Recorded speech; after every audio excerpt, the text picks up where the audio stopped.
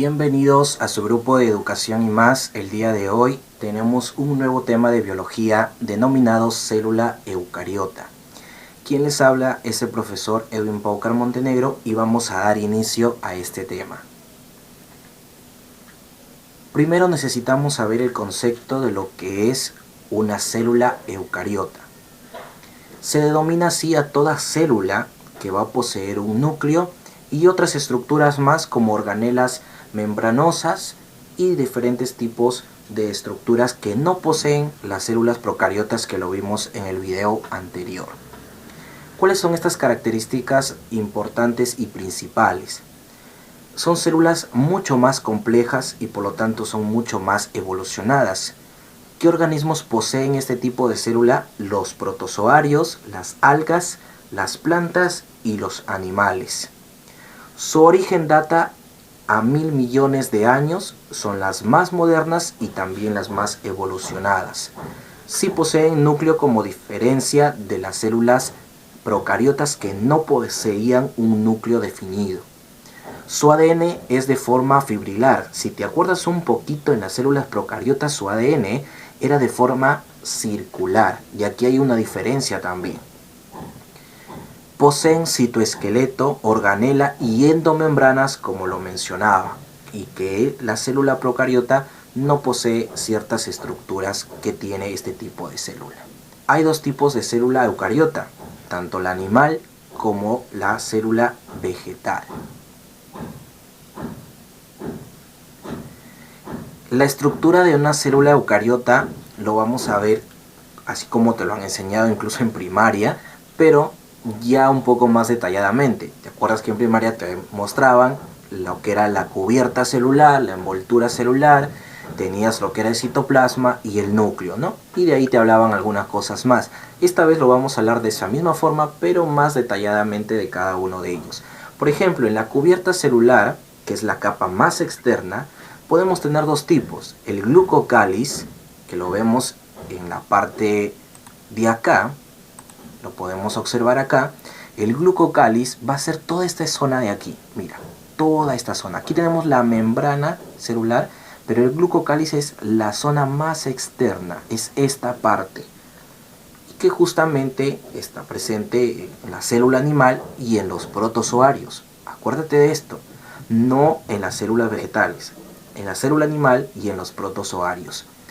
Compuesta básicamente de glucolípidos, que son glúcidos más fosfolípidos, y glucoproteínas, que son glúcidos más proteínas. Incluso aquí lo tenemos. Si te das cuenta, acá tienes la proteína, acá tienes el glucolípido, la glucoproteína, que van a estar conformando lo que es el glucocáliz.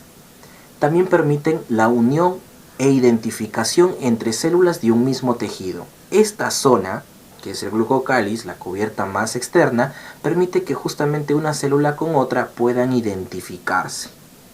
Bien. Brindan también protección mecánica y química a la célula. Ahora también tenemos la pared celular. Como te dije, no todas las células van a poseer glucocáliz, solamente las animales y protozoarios. Y ahí viene la pregunta, ¿y qué poseen las células vegetales? Aquí lo tenemos, la pared celular es la que justamente va a poseer esto, ¿no? Van a poseer una pared celular que está justamente por diferentes capas. Lo posee la célula vegetal. En las plantas está compuesta por celulosa, pero también los hongos poseen esta pared celular, pero que no está conformada por celulosa, sino está formada por quitina. Acuérdate ahí que es un dato muy importante. Brinda protección mecánica y también da un soporte a la célula.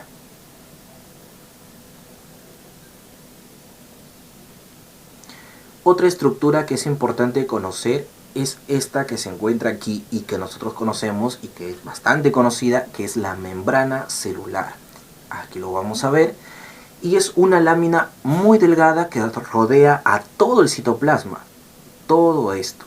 Pero a pesar de ser una membrana muy delgada, una lámina muy delgada, si nosotros, obviamente con un microscopio electrónico muy potente, le hacemos el acercamiento necesario, vamos a poder observar toda su estructura. Bien, y está compuesta por fosfolípidos y proteínas. Profesor, ¿dónde están las proteínas y dónde están los fosfolípidos? Quiero conocer. Bien, aquí está, mira, estos de aquí son los fosfolípidos. Y son dos capas, mira, una arriba, una abajo. Por eso se le llama que está formado por una bicapa.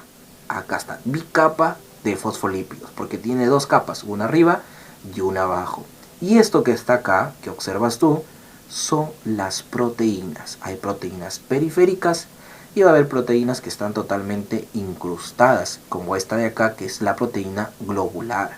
Aquí tenemos una proteína de canal que tiene justamente un canal que va a permitir el transporte. Lo vamos a ver. Dice, en animales además contiene el colesterol. Aquí está, mira, el colesterol. Profesor, no lo veo. Aquí está, mira, colesterol. Todos los que son de amarillito, que tú observas aquí, eso es el colesterol. Y solamente en los animales está presente en su membrana. ¿Cómo se llama todo este modelo? Este modelo se llama modelo de mosaico fluido. Y es el modelo que va a permitir explicar cómo es la estructura de esta membrana. Y fue dada por los científicos Singer y Nicholson en 1972.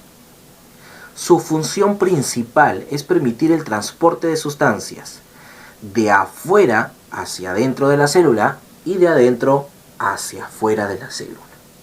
¿Bien? Tiene una permeabilidad selectiva. ¿Qué significa esto? Esto significa que no va a dejar pasar todo porque sí, sino que también analiza qué va a pasar. Es como que lo selecciona. Esto sí es necesario para la célula y hacemos que ingrese. Lo que no es necesario para la célula no lo deja ingresar. Y no solo eso, lo que no es necesario y que está dentro de la célula va a permitir que también salga. Igual también sustancias que son importantes también permiten que salgan hacia diferentes estructuras fuera de la célula. Es elástica también. La capacidad que tiene la membrana celular es que es un poco elástica, porosa, porque tiene incluso poros, y fluida, porque tienen esta estructura, esta forma.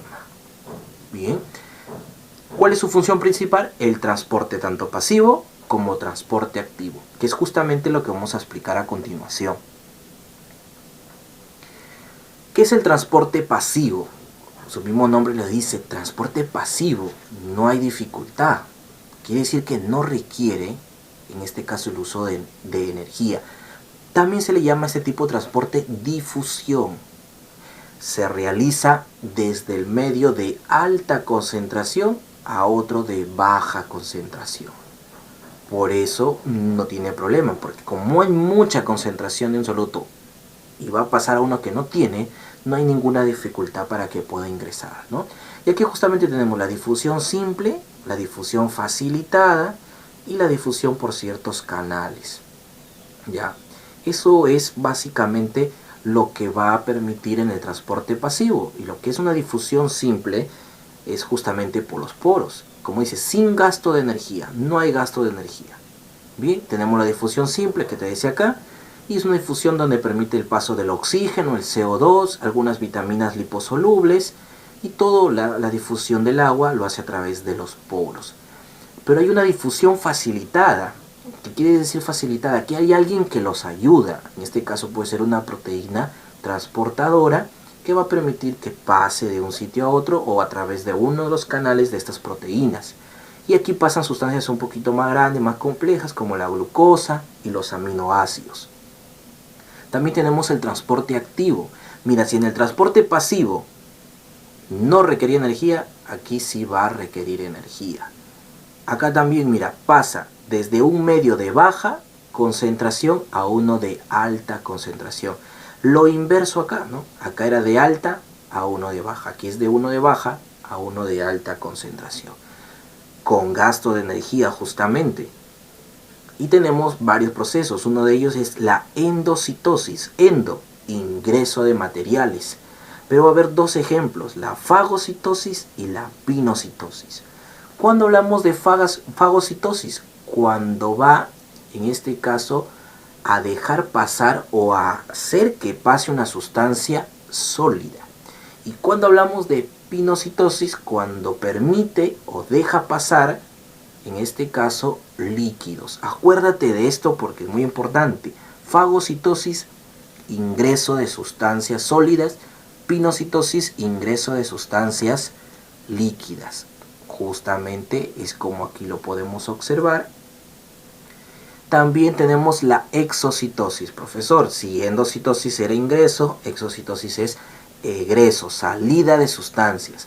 Y en este caso pueden salir por egestión o por secreción.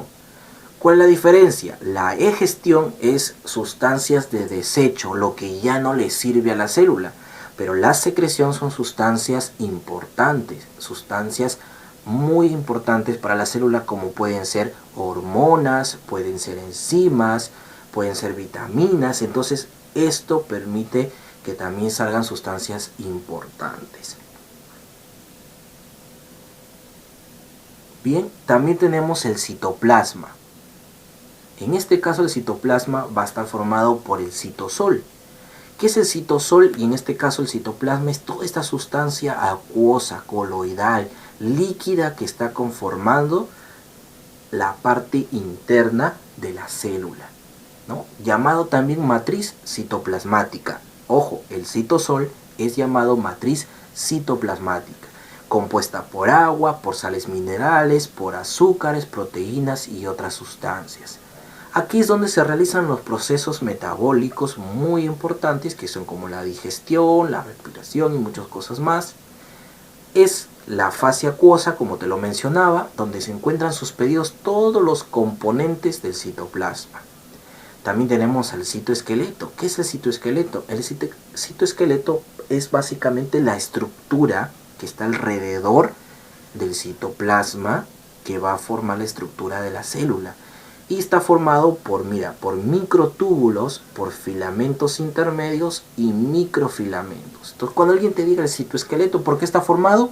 Por microtúbulos, por microfilamentos y por filamentos intermedios. Acuérdate también, es el armazón celular, ¿no? Es como decir el esqueleto, pues, prácticamente de la célula. Formado por una red de filamentos proteicos, que ya te los acabo de mencionar cuáles son, determinan la estructura, la forma y el movimiento de la célula. Confieren soporte a las organelas y a las endomembranas. Bien, ahora tenemos lo que es, en este caso, las endomembranas. Vamos a tener dentro de las endomembranas, porque es endo, dentro, lo que están, las membranas que están adentro, tenemos al retículo endoplasmático. Profesor, ¿dónde está? Es este el retículo endoplasmático. Profesor, pero son un poquito diferentes. Sí, porque hay dos tipos. Bien. Primero que todo lo que es el retículo endoplasmático está formado por una red de tubos y sacos aplanados. Como tú lo puedes ver. Tubos y sacos aplanados. Bien. Se originan en la membrana celular y terminan en la membrana nuclear. Que aquí vemos el núcleo. Ahí está. Toda esa zona abarca. Y se encargan de fabricar sustancias y transportarlas. Ojo ahí con su función. Y aquí tenemos, mira, retículo endoplasmático rugoso. ¿Por qué rugoso? Porque tiene como unas pequeñas abultaciones que le dan justamente esa característica rugosa. ¿Y qué son esas abultaciones? Son ribosomas. ¿Y cuál es su función importante de este retículo endoplasmático rugoso? Mira, producir y transportar proteínas. Así de fácil. Profesor, ¿y el retículo endoplasmático liso? No tiene ribosomas, por eso es liso. ¿Y de qué se encarga? Se encarga de producir y transportar lípidos. Bien. También tenemos lo que es el aparato de Golgi, que está formado por sacos membranosos llamados dictiosomas y por vesículas excretoras. ¿Cuál va a ser la función del aparato de Golgi? Una función también muy importante. Es la secreción celular. Ya te había mencionado que la secreción era justamente lo que era expulsar, sacar sustancias, pero sustancias importantes. ¿Ya? ¿Y qué sustancias importantes va a expulsar o va a transportar en este caso? Mira, las que produce el retículo endoplasmático. O sea, las proteínas y los lípidos. Exactamente. Él lo elabora, lo transporta, pero él se va a encargar de secretar estas sustancias. Bien, El aparato de Golgi también participa en la formación de los lisosomas y la pared celular vegetal. Acuérdate que también participa en esto. Bien, tenemos las organelas y vamos a tener organelas membranosas porque poseen membranas y organelas no membranosas que lo vamos a ver a continuación. Dentro de las membranosas van a existir algunas que tienen dos membranas y otras que tienen solamente una membrana. Lo vemos, la mitocondria, que es esta de acá, va a poseer dos membranas. Acá está, mira, membrana interna, membrana externa. ¿Qué más posee? Posee ADN, ADN circular. Posee partículas de ATP sintetasa, que le va a permitir, en este caso, poder sintetizar energía también. Tiene un espacio intermembrana, entre las dos membranas, una matriz, tiene unas crestas, que es justamente la característica. También posee incluso ribosomas.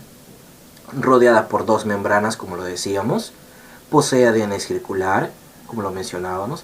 Aquí se lleva a cabo una de las funciones muy importantes, respiración celular. ¿Para qué? Para obtener energía. Acuérdate ya, respiración celular es la función de la mitocondria. También tenemos a los plastidios que están acá. En esta imagen vemos que tenemos diferentes tipos de plastidios. Vamos a ver, rodeado también por dos membranas. Ojo, mitocondria y plastidios tienen dos membranas, acuérdate. Y solo se encuentran en plantas y algas. Tenemos a los cromoplastos que tienen pigmentos, puede ser diferentes pigmentos. Uno de los más importantes es el cloroplasto, que tiene un pigmento verde que es la clorofila. Y tenemos los leucoplastos, que son los que almacenan alimentos y no tienen pigmentos. Acá está, leucoplastos tenemos diferentes. Amiloplasto, oleoplasto, proteinoplasto, estatolito. Tenemos diferentes. Entre los cromoplastos, los más importantes, como te mencionaba, era el cloroplasto, que posee clorofila y es importante para la fotosíntesis. Entre los leucoplastos tenemos los amiloplastos, que almacenan almidón, aleuroplastos, que almacenan proteínas, y los oleoplastos, que almacenan aceite. Bien, oleoplastos que almacenan aceite. Aquí está, mira, acá está. Bien. Tenemos al lisosoma. Acá tenemos un lisosoma. A ver si te acuerdas. El lisosoma. ¿Quién participaba en la producción de lisosomas? En la formación. Ojo. El aparato de Golgi. Acuérdate. Bien. Posee una membrana. Posee enzimas hidrolíticas. Posee proteínas alrededor. Bien. Rodeada por una membrana. Profesor, aquí ya no tienen dos membranas como los dos anteriores. No, solamente una. Bien. Se encarga de la digestión intracelular. ¿Qué significa? Lo que ingresa a la célula, el lisosoma lo descompone. Lo degrada. ¿Para qué? Para que pueda la célula obtener las partículas más pequeñas y a partir de ellas producir lo que la célula necesita. Tenemos también al glioxisoma. Aquí tenemos al glioxisoma, que son vesículas que se encuentran justamente parecidas, en este caso parecidos al lisosoma, parecidos al peroxisoma también. Rodeada también por una membrana, solo se encuentra en plantas, o sea, en células vegetales, acuérdate, ya, glioxisoma. Se encarga en este caso de transformar los lípidos en glúcidos para dar energía al embrión o a las semillas. Tenemos al peroxisoma, que lo veíamos acá, pero acá también lo vamos a ver, al peroxisoma, y este está rodeado también por una membrana y se encarga de descomponer los peróxidos, que son sustancias altamente oxidantes y destructivas para la célula. O sea, ingresa un peróxido, el peroxisoma lo ataca, lo degrada, lo destruye y así evita que en este caso la célula pueda dañarse. Tenemos también a las vacuolas, que están formados también por una sola membrana y lo podemos observar acá. Mira, esta es una vacuola. Tienen un gran tamaño en el caso de las células vegetales y se encuentra principalmente en plantas. Principalmente. No quiere decir que no se encuentra en las células animales, pero principalmente en plantas y son de gran tamaño. En células animales se han encontrado, pero muy pequeñas. Almacenan agua y también desechos. Tenemos ahora organelas que no tienen membranas, que también son llamados incluso organoides. Tenemos a los ribosomas. Profesor, sí había escuchado bastante hablar de los ribosomas. Sí, son muy importantes. ¿Por qué? Mira, son importantes porque se encargan de fabricar proteínas. Acuérdate que las proteínas están fabricadas por aminoácidos. Mira acá, los aminoácidos vienen, este es todo el ribosoma, y lo empaqueta en un filamento, que en este caso va a ser la proteína. Los ribosomas están formados por dos unidades, una unidad grande y una unidad pequeña. En el caso de las eucariotas, las unidades son 80S, ¿no? Ribosomas 80S, acuérdate de ese dato, ¿ya? Se encargan de la síntesis de proteína, como te lo mencionaba. También tenemos a los centriolos. Aquí están los centriolos. ¿Para qué son importantes? Bueno, son importantes porque van a permitir, en este caso, la reproducción celular. En eso participan, en la reproducción celular. ¿Ya? Acuérdate, se encargan de formar una estructura filamentosa llamada uso acromático. Tenemos también los cilios y flagelos, que en este caso los tenemos acá, flagelo y los cilios. No todas las células eucariotas tienen cilios y flagelos, pero algunas sí. Por ejemplo, en el caso de los protozoarios, algunos protozoarios tienen cilios, como el paramecium, ¿no? Y algunos tienen flagelo, como el caso de las euglenas. Entonces esto le permiten básicamente, estos filamentos intervienen básicamente en la locomoción o en la captura de alimento. Bien, ahora tenemos al núcleo, la otra parte fundamental e importante. Aquí está, tenemos todo el núcleo. Profesor, en el núcleo veo que encuentro poros, encuentro una membrana externa, encuentro un espacio perinuclear, una membrana interna, encuentro el nucleolo y encuentro toda esta zona que está dentro, esta parte líquida dentro de lo que es el núcleo, y también encuentro este filamento. ¿Qué será? Lo vamos a descubrir aquí. Primero, el carioteca. ¿Qué es la carioteca? Es la membrana. Ah, profesor, esta membrana que está aquí, entonces se llama carioteca. Sí, es la membrana que rodea el núcleo y posee poros, como te has dado cuenta. Estos poros. Estos poros. Esos son los poros que posee. Bien, tenemos el carioplasma, que es toda esta sustancia líquida, mira, llamado jugo nuclear o cariolinfa. Es toda la sustancia líquida que está acá adentro. Bien, está compuesta por agua, glúcidos, proteínas y ácidos nucleicos. En este lugar se llevan a cabo los procesos de replicación y transcripción del ADN, procesos que más adelante vamos a estudiar y que son muy importantes. Tenemos a la cromatina. ¿Qué es la cromatina? Mira, este filamento, la cromatina. ¿Y qué es? El material genético. Profesor, el ADN, pero el ADN solo no. Se localiza en el carioplasma, lógico, en toda esta parte líquida, y está compuesta por ADN, como te decía, pero solo ADN no, con proteínas histónicas. Acuérdate esta palabrita porque es muy importante, proteínas histónicas o histonas, ¿ya? Durante la reproducción celular, en este caso, este filamento se va a unir, se va a condensar, se va a hacer mucho más pequeño, pero más condensado, o sea, mucho más grueso en este caso, y va a dar origen a los cromosomas. Ya, acuérdate, cuando se condensa, da origen a los cromosomas. Y tenemos el nucleolo, que es la parte de acá, y dice, es un cuerpo ovoide compuesto por ARN y por proteínas. Se encuentra suspendido en el carioplasma y su función es la formación de ribosomas, ¿no? Él forma ribosomas, salen los ribosomas por los poros, se ponen acá y se van a las diferentes estructuras donde tienen que estar. Muy bien, aquí tenemos una imagen que nos permite también diferenciar un poquito entre la célula animal y la célula vegetal. Tenemos acá, ¿no? Tenemos en la parte nuclear, poro nuclear, nucleolo, membrana nuclear, todo lo que pertenece al núcleo. Acá también tenemos lo mismo, cubierta nuclear, nucleolo, lo que es la parte del núcleo.